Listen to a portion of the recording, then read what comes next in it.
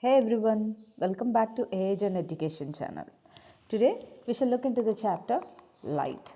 I understand that this is a bit advanced topic and usually this is dealt at the end of the year, academic year, but I want to demystify it so that everything will be clear at the beginning itself and you can feel confident of tackling all other chapters in a very easy manner. Okay, so let us look into the chapter Light. So, before knowing about the light, I hope every one of you are aware of the meaning of energy. What is energy?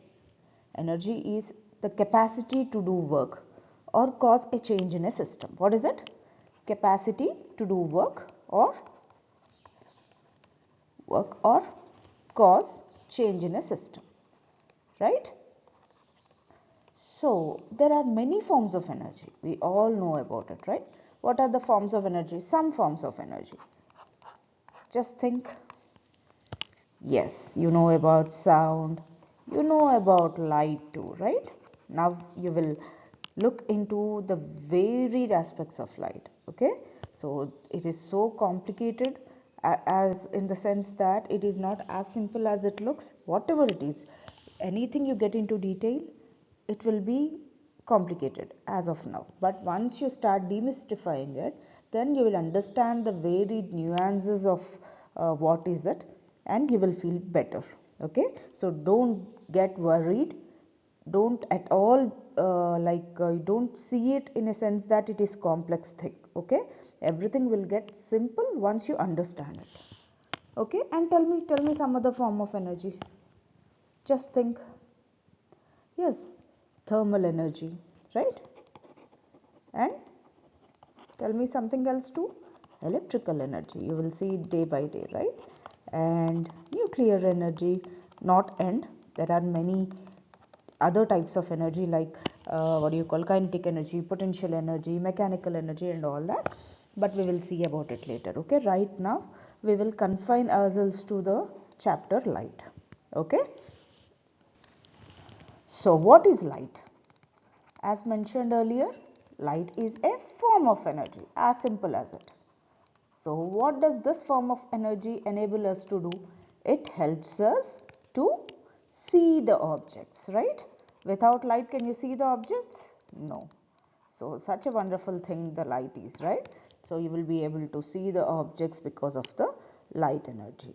So if I have to give the examples, like if you have checked the beams of lights coming from the vehicles, right, and headlights of the buses, or if you have seen a beam of sunlight when it enters through a small hole, then you can actually see how the light travels and you can understand some of the important properties of the light. So when I talk about the properties of the light, the most important property of the light would be that light will travel in straight lines. What is it? Light always travels in straight lines. So a popular experiment to show that the light travels in straight lines is that when you place a candle, okay, when you place a candle here like this, and when you view this candle, when you try to see this candle with one eye, okay, with one eye open, like you will have to close the other eye, and if you look through this pipe, through what do you call, when you look at this candle through the straight pipe, okay, so you can happily see the light that's coming from here. But when you use a bent pipe, okay, you will be looking at the candle itself. It's like the other side of the tube will point to the candle, okay. Even then you won't be able to see the light. It is because light always travels in the straight line. So if only the path is straight, you will be able to see the light, else you won't be able to see the light. Okay, so that is a popular example or illustration which will help you to understand that light always travels in a straight line. And now what is this property of the light called as? This property of the light traveling in straight lines is called as rectilinear propagation of light. What is it? Rectilinear propagation of light. And this is very important. Okay, the question may be like which form of energy will show a rectilinear propagation? Then you have to say it is light energy. Okay, next. Uh, Wait a minute. Okay, now we shall look into reflection of light. So what is this reflection of light? It means that when the light falls on some shiny surface, some metal surface, okay, the direction of the light changes, and this property is called as reflection of light. Okay, we have learnt about the definition. Now we shall see how it appears like. Okay, so what did I mention? First thing is that light should fall on a shiny surface, right? Light falls on a shiny surface. So this is the shiny surface, assume. Okay, so this is the shiny surface, and on this surface what's happening? The light is falling, right? So assume that the light falls like this. Okay, then what is the next thing that we have mentioned about? When light falls on a shiny surface, it tends to change its direction. Okay, the light tends to change its direction, and this property is called as reflection. So the light has fallen like this on the surface, and then again it has reflected, that is, it has changed its direction. This is called as reflection of light. Okay, now when we talk about reflection of light, here we should understand two other concepts that are invariably associated with it. Like, not all shiny surfaces are smooth, right? When there are smooth surfaces, this reflection displays some properties, and when there is like irregular shining surface, then we can find some other properties. Okay, now when the surface is smooth, the light that you like, the reflection that you can see can be called as regular reflection. Okay, so regular reflection is seen in what? Is seen in smooth shiny surfaces. Okay, shiny surfaces. And when the surface is not smooth, okay, when it is irregular, then you can see irregular reflection. Where can you see irregular reflection?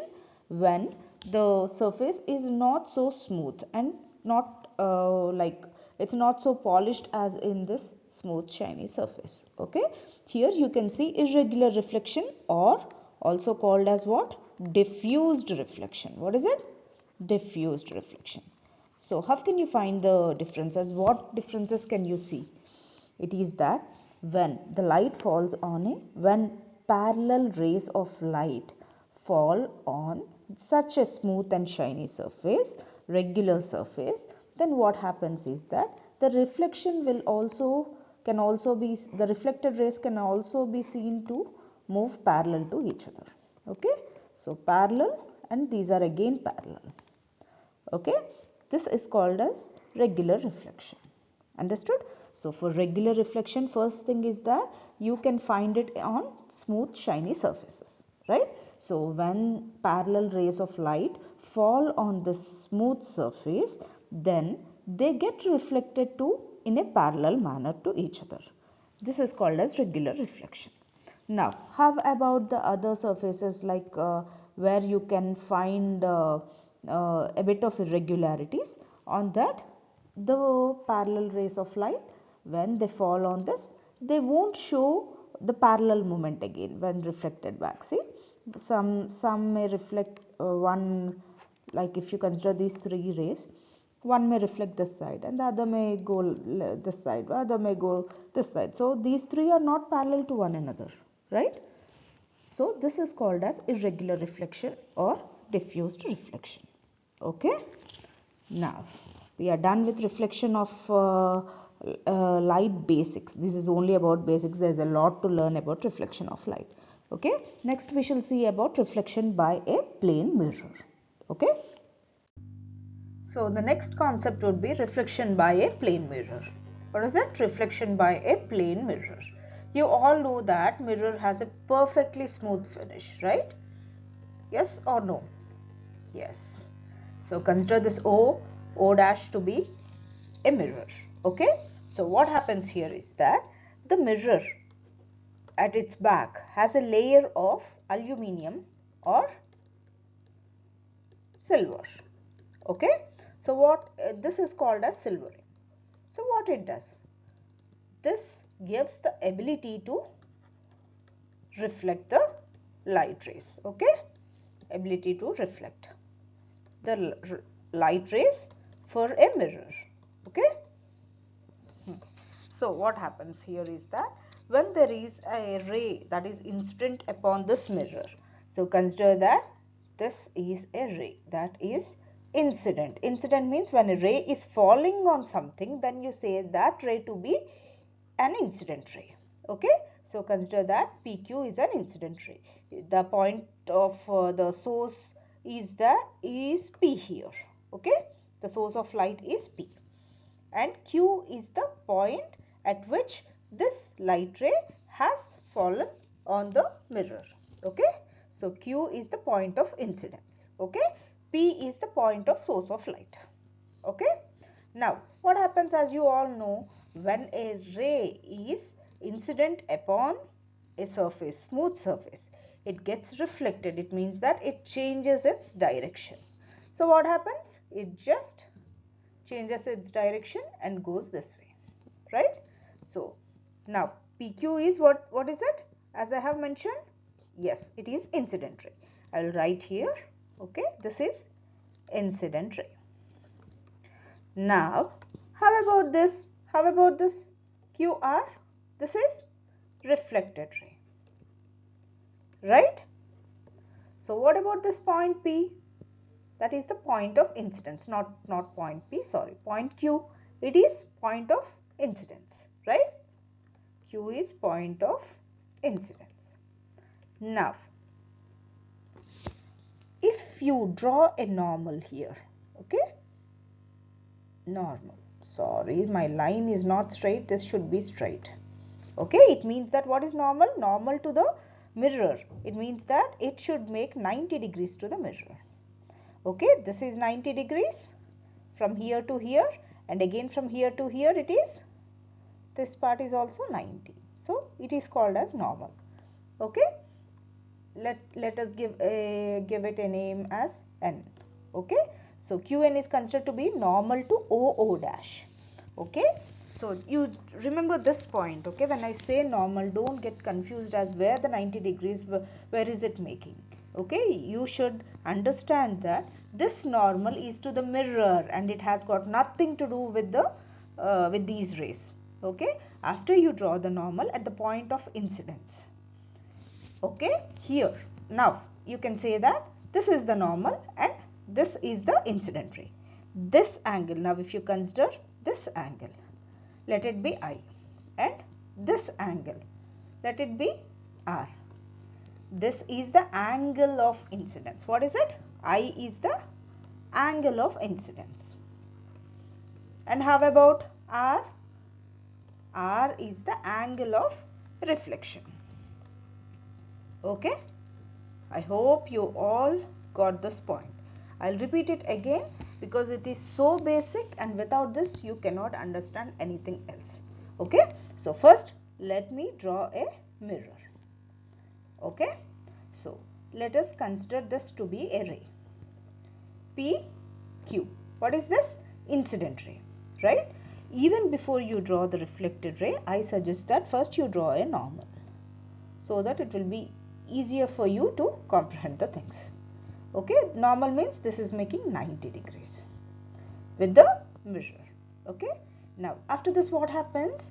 This again gets reflected. It means that it changes its direction. So this light ray changes its direction and goes this way.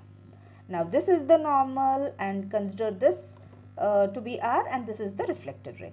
This is incident ray, this is reflected ray, and this is the normal drawn to the mirror. Okay, now the angle between the incident ray and the normal is considered to be what? Angle of incidence. And again the angle between this normal and the reflected ray is considered to be what? Angle of reflection. Okay, so Now we know about the incident ray, reflected ray, normal to the point of incidence, and then again the angle of incidence, angle of reflection. Right, now we are clear with everything.